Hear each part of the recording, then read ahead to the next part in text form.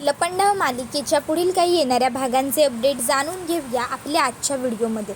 तर आपण आता पाहणार आहोत की कशा पद्धतीने आता इकडे मनस्विनी आणि तेजस्विनी ह्या दोघींमधलं अंतर पार करत सखी तिच्या आईपर्यंत पोहोचणार। त्याचबरोबर आता सगळ्या भूतकाळाची पुनरावृत्ती सखीसमोर घडणार। आता नेमकं कसं आणि काय घडतं या सर्व गोष्टींचे अपडेट आपल्या या व्हिडिओमध्ये अगदी सविस्तर जाणून घेऊया। तर इकडे आता जी सखी आहे तिला तर वाटत असतं की कबीरचं काहीतरी अफेअर आहे किंवा अशी कुठली तरी एखादी गोष्ट आहे जे कबीर माझ्यापासून लपवतोय। आता ती कोणती गोष्ट आहे ते काय आहे हे मला शोधून काढावंच लागेल। जोपर्यंत मी ती गोष्ट शोधून काढणार नाही तोपर्यंत माझ्या जीवाला चैन येणार नाही।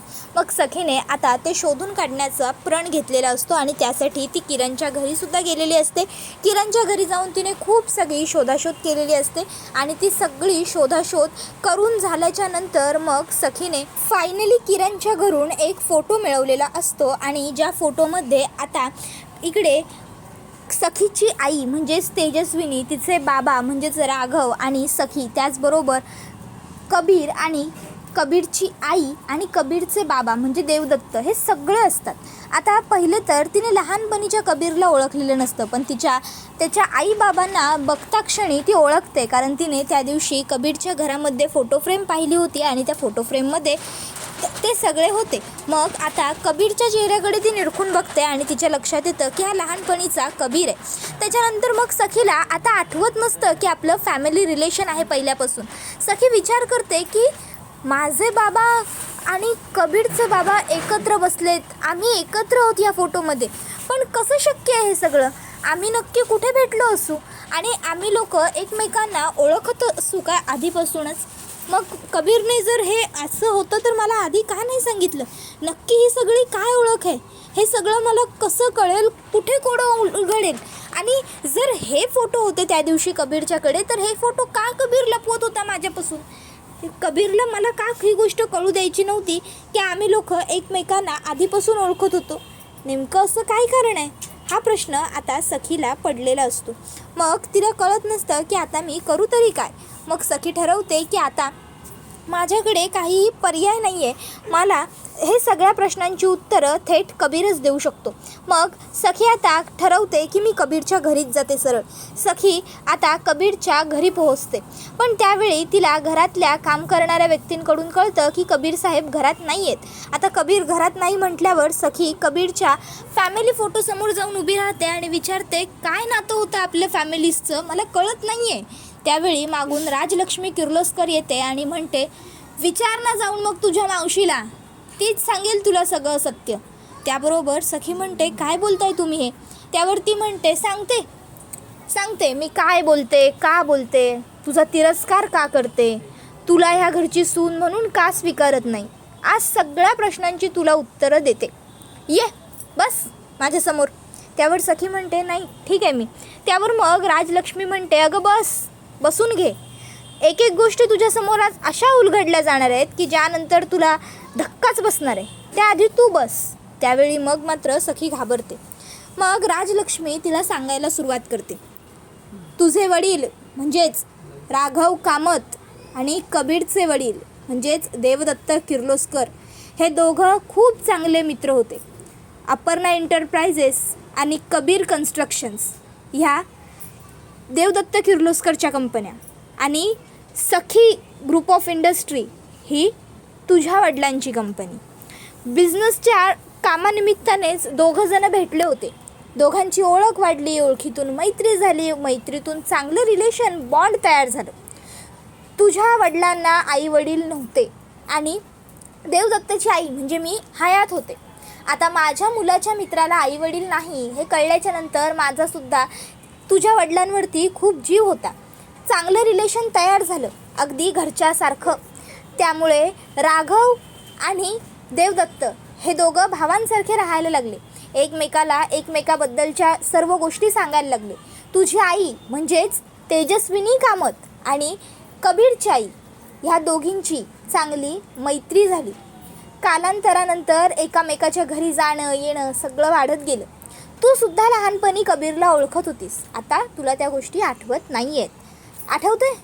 या फोटोत तुम्ही दोघं जर राधाकृष्ण बनलाय ते तुमच्या शाळेतल्या कार्यक्रमासाठी बनलाय. त्यावेळी सखी म्हणते नाही आठवत आहे मला ही गोष्ट. त्यानंतर मग सखी म्हणते पण मग जर हे सगळं होतं तर कबीरने माझ्यापासून या गोष्टी का लपवल्या. त्यावर ती म्हणते कारण तुझ्या वडिलांच्या मृत्यूला जबाबदार तुझी मनस्विनी मावशी, तिने तुझ्या वडिलांचा खून केला. त्यावेळी तुझे वडील जेव्हा जखमी अवस्थेत होते तेव्हा त्यांनी माझ्या मुलाला म्हणजे कबीरच्या वडिलांना फोन करून ही गोष्ट सांगितली की मनस्विनी आहे ह्या सगळ्यामागे, तेजस्विनीची जुळी बहीण. तेव्हा हे गुपित तिचं बाहेर येऊ नये म्हणून तिने येऊन माझ्या मुलाला सुद्धा मारून टाकला तुझ्या आईच्या वेशात येऊन. कळलं? तुमच्या घराण्यामुळे आमचं खूप वाटोळं झालं आहे आणि म्हणून तू मला घरात सून म्हणून नको, म्हणून माझा राग आहे तुमच्यावर. आता हे सगळं कळाल्यानंतर सखीच्या पायाखालची जमीन सरकते, ती रडत खाली बसते. त्यावेळी आता सखीचा आवाज ऐकून खरीखुरी तेजस्विनी बाहेर आलेली असते. आता तेजस्विनीला सरकारच्या अवतारात बघितल्यामुळे सखी तेजस्विनीला ओळखतच नाही. ती म्हणते तुम्ही इथे काय करताय आणि तुमचा काय संबंध आहे आता ह्या सगळ्याशी? केलं तेवढं वाटोळं पुरे नाही झालं की आणखीन काही वाटोळं करायचं आमचं? हां, आणि आत्ता तुम्ही मला सांगितलं ना की तुमच्या मुलाच्या मृत्यूला, कबीरच्या बाबांच्या मृत्यूला, माझ्या बाबांच्या मृत्यूला ही मनस्विनी मावशी कारणीभूत आहे म्हणून. मग तरी तुम्ही या मनस्विनीला घरात घेतलंच कशाला की पुन्हा माझ्याबरोबरच काहीतरी डबल गेम करताय तुम्ही? काय चाललंय काय तुम्हा सगळ्यांचं? मला कळणार आहे का आलाय तिथे तुम्ही? बोला, सरकार तुमच्याकडनं उत्तर हवी आहेत मला. का मारलत माझ्या बाबांना, का मारलत माझ्या सासऱ्यांना? आता सखी पटकन कबीरच्या वडिलांना सासरे म्हणून गेलेली असते, जे तिच्याच लक्षात आलेलं नसतं. तर सखी म्हणत असते उत्तरं द्या माझ्या प्रश्नांची, उत्तरं घेतल्याशिवाय सोडणार नाही आहे मी तुम्हाला. आतापर्यंत फक्त माझ्या आईची खुनी म्हणून बघत होते तुमच्याकडे, पण आत्ता तर मला कळलं की तुम्हीच माझ्या बाबांना पण संपवलं आहे. सोडणार नाही आहे मी तुम्हाला. त्यावेळी तेजस्विनी म्हणत असते शांत हो, माझं ऐकून घे बाळा. पण सखी काही ऐकण्याच्या मनस्थितीतच नसते. ती म्हणते काय ऐकू तुमचं? सांगा ना, काय ऐकू? वाटोळं केलं, माझं तर केलं, माझ्या कुटुंबाचं केलं, वरून कबीरच्या कुटुंबाचंही वाटोळं केलं. शी, माहिती आहे तुम्हाला तुमच्यामुळे किती काय काय भोगलं आहे त्या लोकांनी? त्यांनी तुम्हाला ना सांगून काही उपयोग होणार नाही आहे. पण ह्या राजलक्ष्मी किर्लोस्कर मॅडमनी मुलगा गेल्याच्या नंतर एवढ्या म्हातारपणात त्यांनी संपूर्ण व्यवसाय सांभाळला. त्या अपर्णा मॅडम, अहो वेड लागलं त्यांना, एकट्या अंधाऱ्या खोलीत बसायला लागल्या. लाल रंगाची अजूनपर्यंत भीती वाटत होती त्यांना रक्तामुळे. त्यावेळी आता कबीर तिकडे येतो आणि म्हणत असतो थांबा बेबी सरकार, नका बडबडू त्यांना, कारण तुम्ही त्यांना जे सगळं सांगताय ते त्यांना आधीपासूनच माहिती आहे. त्याबरोबर सखी म्हणते तू का आणलेस या बाईला इथे? त्यावर कबीर म्हणतो अर्थात तुमची आई आहे, माझी सासू आहे, त्यामुळे घरी घेऊन येणं मस्त होतं मला.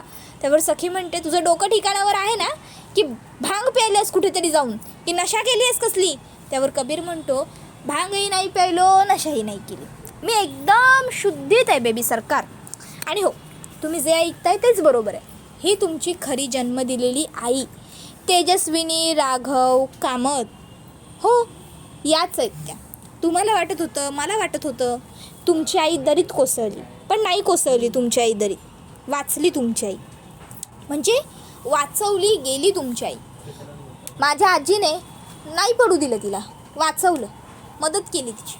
त्याच्यानंतरनं मग कबीर सगळं सांगू लागतो की कशी तिला गोडाऊनला ठेवली, त्याच्यानंतरनं कसा कबीर तिकडे पोहोचला, कबीरला कसा फोन आला, मग त्याला कळलं की तिकडे त्याची सासू आहे म्हणजेच सखीची आई आहे. मग त्याने कसं तिला घरी आणलं, मग सरकारला कसं आता हे सगळं कळलेलं नाही आहे, कोणालाच का कळू दिलं नाही वगैरे वगैरे, तो सगळं सखीला सांगतो. आता ह्या सर्व गोष्टी ऐकल्याच्या नंतर सखीसुद्धा खूपच जास्त भावनिक झालेली असते आपल्या आईला बघून. ती पहिले तर राजलक्ष्मीच्या समोर जाऊन तिच्यासमोर हात जोडते, तिचे आभार व्यक्त करते आणि मग ती तेजस्विनीला म्हणजे तिला काय करू असं कळत नसतं. ती तेजस्विनीच्या चेहऱ्यावरून अंगावरून हात फिरवते, तिला मिठी मारते घट्ट. तेजस्विनीसुद्धा स्वतःच्या मुलीला जवळ करते.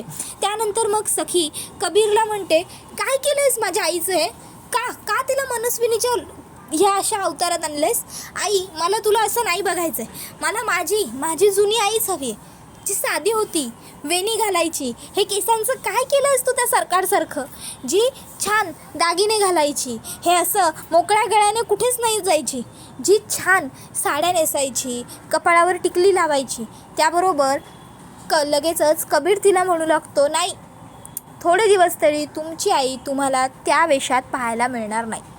सरकारला जर कोणी हरवू शकेल तर ती फक्त आणि फक्त सरकारच. सरकारवर मात फक्त सरकार करू शकते आणि त्यासाठीच तुमच्या आईला मी सरकार बनवतोय. तुम्हाला प्रश्न पडत होता ना, इतके दिवस मी ऑफिसला येत नाही, मी कुठे जातो, कोणाला भेटतो? इथे येत होतो मी. इथे तुमच्या आईला रोज भेटत होतो मी. तुमच्या आईसाठी 3 ट्रेनर्स ठेवून घेतलेले आहेत मी. तिला तेजस्विनीपासून मनस्विनी उर्फ सरकार बनवण्यासाठी. कळलं?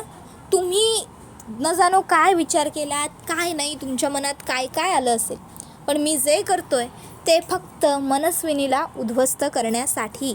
त्यावर सखी म्हणते, पण मग हे सगळं प्रकरण तू मला आधी का नाही सांगितलंस? मला आधी का नाही सांगितलंस की तुझ्या वडिलांचं आणि माझ्या वडिलांच्या खुनीला म्हणजे मनस्विनीला पकडण्यासाठी तू हे सगळं करतोयस? जर तू मला आधीच या सर्व गोष्टी सांगितल्या असत्यास तर हा सर्व लपंडाव करायची तुला गरज पडलीच नसती, तुला गरजच लागली नसती. माझ्या आयुष्यात त्या सरकारचा माणूस म्हणून घुसण्याची तुला गरजच लागली नसती. माझ्या तोंडून नको नको ते ऐकून घेण्याची गरजच भासली नसती. माझ्याबरोबर भांडणं करण्याची मी सहज तुला मदत करायला तयार झाले असते. त्याबरोबर मग खरी तेजस्विनी म्हणत असते, सखी, कबीरने जे केलं आहे ते सगळं योग्य आहे. बाळा, तुला अजून काही गोष्टी क्लिअर झालेल्या नाही आहेत, पण हळूहळू पुढे जाऊन तुला सर्व गोष्टी आपोआप कळतील आणि तेव्हा तुला नक्की पटेल की कबीरने ह्या सर्व गोष्टी केल्या त्या फायद्याच्याच आहेत आपल्या. त्या सरकारला हरवायचं असेल, धडा शिकवायचा असेल ना, तर या सर्व गोष्टींशिवाय गत्यंतर नाही. तू काळजी करू नकोस, तू निश्चिंत राहा, निवांत कबीरवर विश्वास ठेव आणि बघ, सगळं आपल्याला हवंय तसंच घडेल.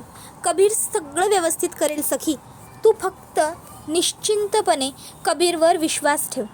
त्याबरोबर सखी म्हणते, आई अगं पण. त्यावर तेजस्विनी म्हणते, थोडे दिवस बाळा, एवढे वर्ष कळ काढलीस, आता आणखीन काही दिवस फक्त कळ काढ.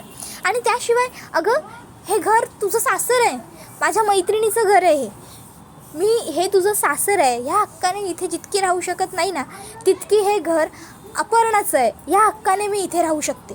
अपर्णा माझी खरंच खूप जिवलग मैत्रीण आहे गं. खूप वर्षांनंतर भेटलो आहे आम्ही. त्याबरोबर मग अपर्णा सखीकडे येते आणि सखीला म्हणते, सखी, हे तुझं सासर आहे, पण तू कधी या घराकडे सासर म्हणून पाहिलं नाहीस.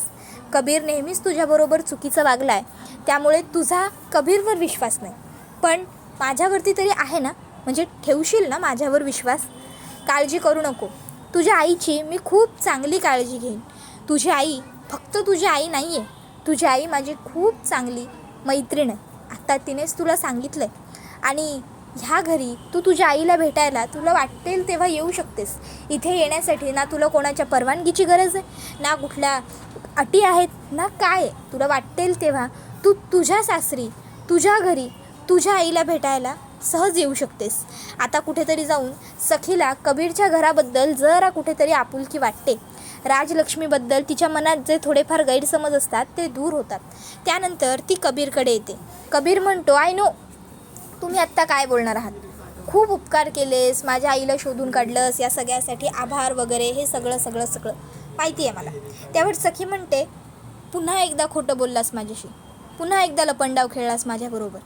त्याबरोबर कबीर म्हणतो, अरे मी तुमच्या आईला शोधून काढलं, तुमची एवढी मदत केली, ह्या सर्व गोष्टींपेक्षा तुमच्यासाठी हे महत्त्वाचं आहे की मी पुन्हा लपंडाव खेळलोय तुमच्याबरोबर? बेबी सरकार, काय अर्थ आहे याला? आणि तसंही कुठल्या तरी महान व्यक्तीने असं म्हणून ठेवलेलं आहे की एखाद्याच्या भल्यासाठी बोललेलं खोटं नसतं. त्यावर सखी म्हणते, खोटं हे खोटंच असतं. कुठल्याही महान व्यक्तीने काहीही सांगितलेलं असेल ना, तरी सर्व गोष्टी बरोबरच असतील अशा काही नसतात. काही गोष्टी आपल्या हिशोबाने, आपल्या तत्वांच्या हिशोबाने सुद्धा पाहायच्या असतात. तर दुसऱ्या बाजूला सखी घरून येऊन गेली आहे, तिला मी तो फोटो दिला आहे, या सर्व गोष्टी मी कबीरला सांगू का, असा प्रश्न किरणला पडलेला असतो. त्यावेळी लगेचच त्याला आता सखीची मैत्रीण सांगते, जानू, की नाही किरण, असं काहीही करू नकोस. हे बघ, ते नवरा बायको आहेत, ते दोघं जण त्यांचं बघून घेतील. किरण म्हणतो, अगं पण. त्यावर जानू म्हणते, किरण, आपल्या दोघांमध्ये जेव्हा भांडण होतं तेव्हा आपल्यात कोणी तिसरं पडतं का? त्यावर किरण म्हणतो, नाही. त्यावर ती म्हणते, मग तुला का पडायचं त्यांच्यात? ते नवरा बायको आहेत ना, बघून घेतील ना त्यांचं ते, तू नको पडू बरं त्यांच्यात. तुला काय माहिती सखीने येऊन इथून काय घेतलं आणि काय नाही? त्या आली, तिचं बसली, तिचं बघितलं आणि ती निघून गेली. ते दोघं नवरा बायको त्यांचं बघतीला. तू अजिबात ते दोघांच्या मध्ये पडू नकोस. त्याबरोबर हा व्हिडिओ इथेच संपतो. व्हिडिओ आवडला असेल तर व्हिडिओला लाईक करा, चॅनलवर नवीन असाल तर चॅनलला सबस्क्राईब करा. थँक्यू.